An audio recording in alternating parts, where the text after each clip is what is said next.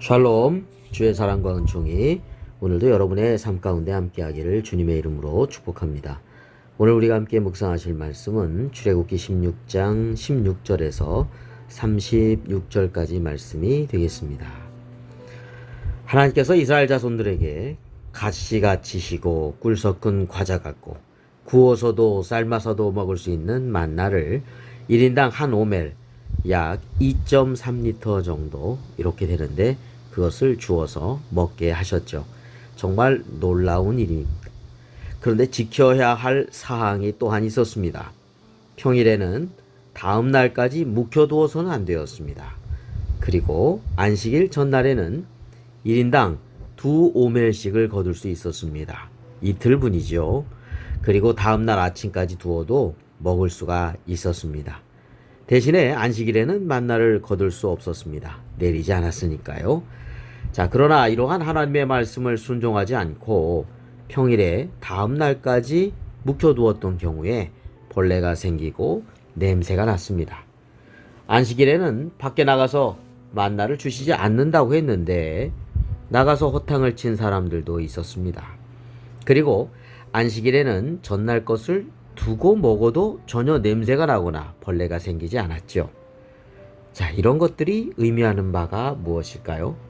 그렇습니다. 하나님의 말씀에 순종하는 것이 중요하다는 메시지를 우리에게 줍니다.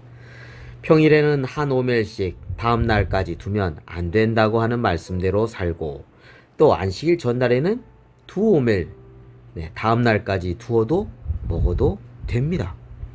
자, 이럴 때 아무런 문제가 발생하지 않았고요. 왜 그랬을까요? 순종했기 때문입니다.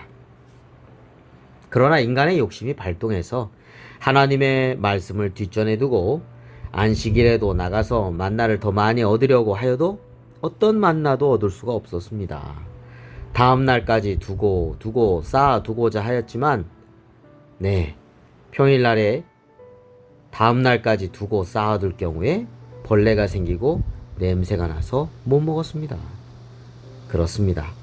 하나님의 말씀보다 나 자신의 생각, 판단, 경험, 욕심이 앞선 경우 하나님의 거룩함이 드러나지 않았습니다. 냄새가 나고 벌레가 생기고 아무것도 없는 허무함 뿐이죠. 오늘 우리의 삶에 있어서 하나님의 말씀은 등불과 같습니다. 그래서 말씀대로 인도함을 받는 삶이 우리 성도들의 삶이다 라고 말할 수 있죠. 그 길이 참으로 올바른 길이고 그 길이 참으로 복된 길입니다.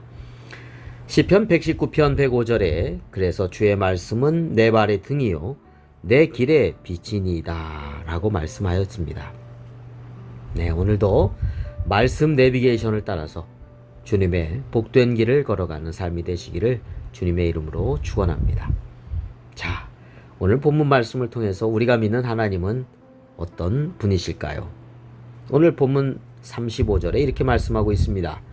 사람이 사는 땅에 이르기까지 이스라엘 자손이 40년 동안 만나를 먹었으니 곧 가나안 땅 접경에 이르기까지 그들이 만나를 먹었더라. 주님께서는 이스라엘 자손들이 가나안 땅에 들어가기 전까지 무려 40년 동안의 광야 기간에 만나를 내려 먹여주셨습니다.